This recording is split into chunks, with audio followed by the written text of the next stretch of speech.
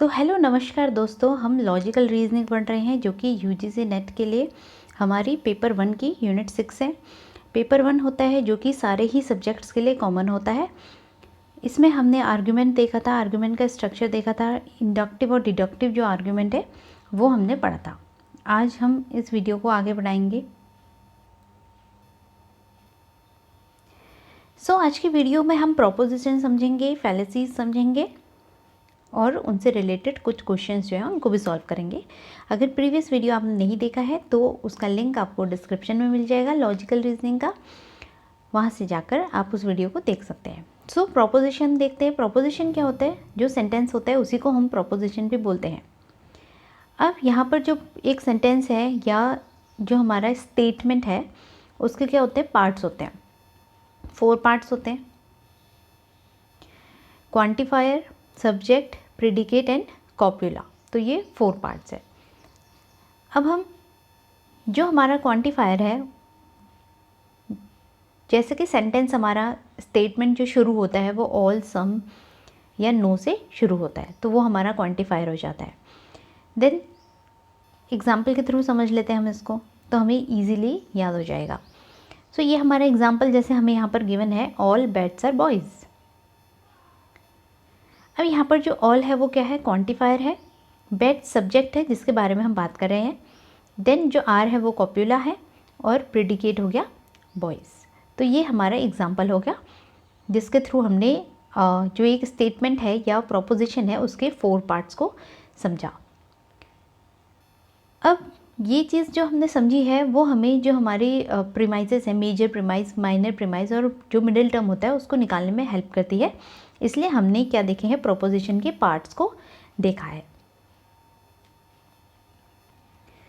अब हम देखते हैं parts of categorical propositions. 3 parts होते हैं कैटेगोरिकल। सिलोगिज्म जो होता है उसके 3 पार्ट्स हैं: major premise, minor premise and conclusion. Example हमारा है, all humans are mortal, all Greeks are humans and all Greeks are mortal. यहाँ पर मेजर प्रीमाइस, माइनर प्रीमाइस और कंक्लूजन होता क्या है उसको समझते हैं हम पहले।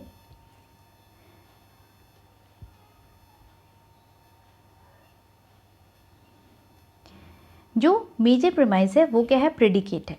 जो भी सेंटेंस में प्रेडिकेट होगा वो मेजर प्रीमाइस होगा, मेजर टर्म होगा।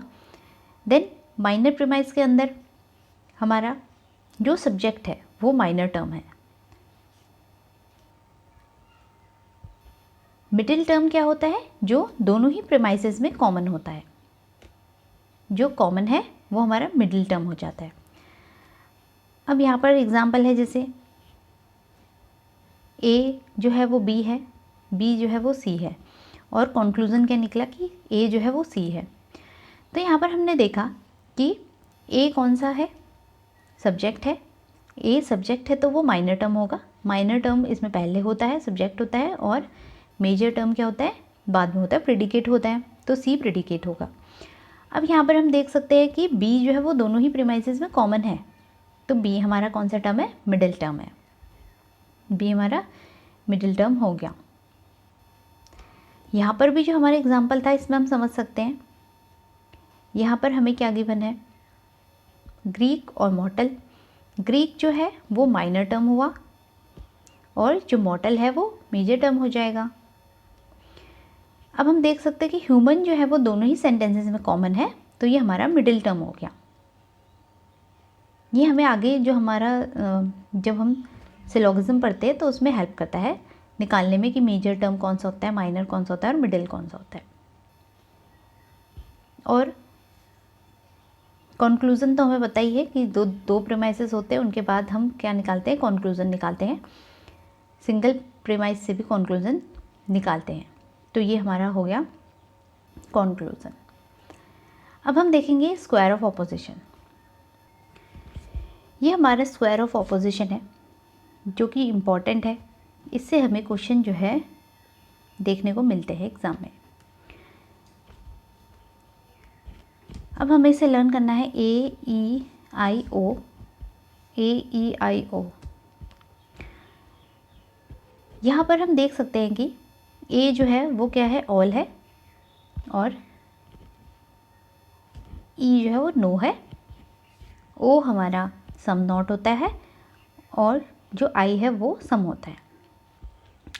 तो यहाँ पर जो ए है ये यूनिवर्सल है, दोनों ऑल और नो क्या होते हैं, यूनिवर्सल होते हैं। अब ये यूनिवर्सल पॉजिटिव है और ये नो जो है वो यूनिवर्सल नेगेटिव हो गया, और ये दोनों क्या होते हैं, पर्टिकुलर होते हैं। ये यूनिवर्सल, ये पर्टिकुलर पॉजिटिव है, ये पर्टिकुलर नेगेटिव हो गया, क्योंकि नॉट इसमें यूज़ हो रहा है तो ये पर्टिकुलर नेगेटिव हो गया। अब इनके अलावा इसमें हमें क्या पढ़ना है, इस चार्ट को हमें एज इट इज़ ही लर्न करना है। जो कॉन्ट्रेरी है वो होते हैं हमारे ए और ई, नो और ऑल, ये कॉन्ट्रेरी होते हैं। सब कॉन्ट्रेरी होते हैं सम और सम नॉट। देन सब ऑल्ट्रेशन होते हैं ए और आई और ई और ओ, इनको सब ऑल्ट्रेशन भी बोलते हैं हम, इनको सब इम्प्लीकेशन भी बोलते हैं और सुपर इम्प्लीकेशन भी बोलते हैं। ये दोनों ही जो हैं ए और आई अफर्मेटिव हैं, पॉजिटिव हो गए मतलब, और ये दोनों ही नेगेटिव हो गए। तो ये हमारा पॉइंट था जो हमें इसमें मेंशन है। एक्सेप्ट दैट इनके बारे में हमें और भी चीज़ें पढ़नी है। जो ए और ई है ये दोनों एक साथ जो है वो ट्रू नहीं होंगे एक समय पर। हमें क्वेश्चन ऐसे आता है कि कौन से जो दो स्टेटमेंट हैं वो एक साथ ट्रू नहीं हो सकते, तो ये दोनों एक साथ ट्रू नहीं होंगे। और जो हमारा सम और सम नॉट है वो दोनों एक साथ फॉल्स नहीं होंगे। तो हम ऐसे याद रख सकते हैं, एक चीज़ याद रखेंगे तो दूसरा हमें याद हो जाएगा कि ए और नो जो है, ए और ई जो है वो एक साथ ट्रू नहीं होंगे। अब हम इसे ऐसे भी याद कर सकते हैं कि अगर कोई चीज़ ऑल, हम कह रहे हैं कि ऑल मैन और मॉर्टल, तो हम अपोजिट तो नहीं कहेंगे ना कि नो मैन और मॉर्टल, तो दोनों एक साथ ट्रू नहीं होंगे। एक ही चीज़ होगी, या तो ये होगा या ये होगा, तो दोनों एक साथ ट्रू नहीं होंगे एक समय पर, और ये दोनों एक साथ फॉल्स नहीं होंगे एक टाइम पर। तो ये एक पॉइंट था जो हमने इसमें देखा, और ये हमें क्या करना है, याद करना है। अब इन्हें हम थोड़ा डिटेल में समझ लेते हैं क्योंकि इनसे क्वेश्चन हमें बनते हैं। सो हमने पढ़ा कि कॉन्ट्राडिक्टरी है, जो कि आमने सामने ऑपोजिट है वो कॉन्ट्राडिक्टरी है। हमें ये जो फ्लो चार्ट हमने बनाया ये याद करना है स्क्वायर ऑफ ऑपोजिशन का। ये दोनों कॉन्ट्राडिक्टरी है और ये दोनों कॉन्ट्राडिक्टरी है। सो यहाँ पर हमें यही मेंशन है, ए और ओ, ए क्या होता है, ऑल होता है, और ये सम होता है, सम नॉट होता है, तो ये कॉन्ट्राडिक्टरी हो जाते हैं। ई और आई, ई हमारा क्या है, नो है, और आई जो है वो हमारा सम होता है, तो ये दोनों कॉन्ट्राडिक्टरी हो गए। कॉन्ट्रेरी हमने पढ़ा क्या, ए और ई होते हैं जो कॉन्ट्रेरी हैं, जो कि दोनों ही क्या है, यूनिवर्सल है, लेकिन एक यूनिवर्सल पॉजिटिव और दूसरा यूनिवर्सल नेगेटिव है, तो ये हमारी क्या है, कॉन्ट्राडिक्टरी हैं, कॉन्ट्रेरी है। देन उसके बाद हमने सब कॉन्ट्रेरीज पढ़े थे जो कि है आई और ई।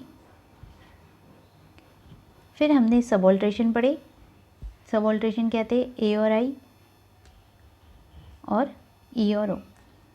ऐसे हमें कन्फ्यूज़न होती है, हमें इसका जो चार्ट है वो याद रखना है कि ए, फिर ई आता है, देन आई और ओ, ए ई आई ओ, देन ऐसे और ऐसे हम इसको कर सकते हैं।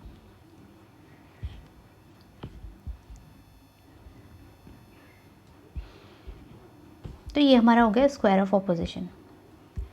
बहुत ज़्यादा अभी एग्ज़ाम टाइम में पढ़ के हमें कंफ्यूज नहीं होना है, क्लियरली जो ये चार्ट है इसको हमें लर्न करना है, और कौन से दो एक साथ ट्रू होते हैं और कौन से फॉल्स होते हैं वो हमें याद करना है। बाकी हम क्वेश्चन से निकाल सकते हैं answer.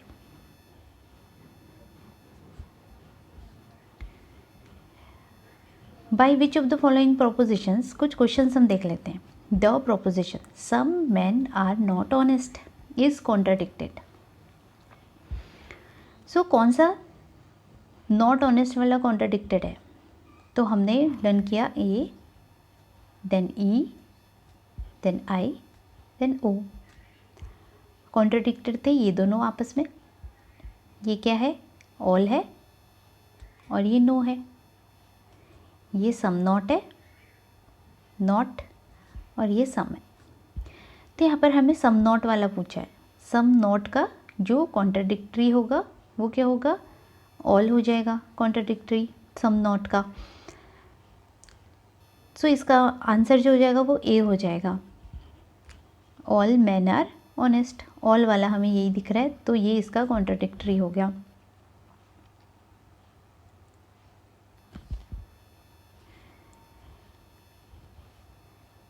Two propositions that have same subject and predicate terms but are different in quality are termed as। ऐसे दो प्रोपोजिशन जिनके सब्जेक्ट क्या है? सेम है, प्रेडिकेट सब सेम सब्जेक्ट और प्रेडिकेट है, बट इनकी क्वालिटी क्या है? डिफरेंट है। तो उनको हम क्या बोलते हैं? उनको हम बोलते हैं कॉन्ट्राडिक्टरी। वो क्या होते हैं? कॉन्ट्राडिक्टरी होते हैं। थर्ड क्वेश्चन है हमारा,